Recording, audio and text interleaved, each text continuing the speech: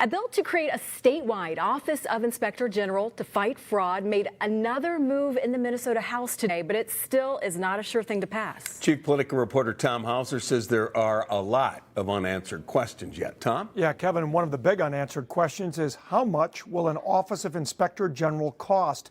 And regardless of what that number is, can the state afford not to have an Inspector General? All in favor, please say aye. The OIG bill passed on a voice vote in the House Judiciary Committee with no dissent. But the DFL author of the bill acknowledges it's not close to a done deal. I do not view this bill as a finished product yet. There is still more work to do. But we've been able to collaborate in bipartisan fashion to overcome many hurdles with this bill so far, and I'm confident we can continue to do so. It's largely the same bill that passed another House committee earlier this week, creating an Inspector General to oversee all state agencies. The bill would authorize creation of a new law enforcement agency called the Inspector General Anti-Fraud and Waste Bureau.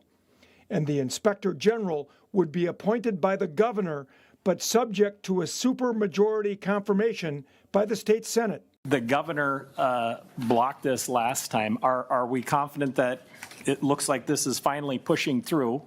Are we going to get to the finish line with this, or are we going to get it back to the House floor and we're going to have the same problem again? I am committed to working on getting an effective bill that is ready to do the work on day one. One major concern is the cost of the new law enforcement agency and whether it will duplicate work done by the BCA. And I have all kinds of questions and things I would like to understand about that. Are there legitimate concerns about whether this can happen? There's a lot of people who have a say in this process. There's 134 House members, there's 67 senators, there's a governor. All of them are going to have their say. Still, one or two more committee stops before a possible House floor vote. Again, one big question is how much will an Office of Inspector General cost?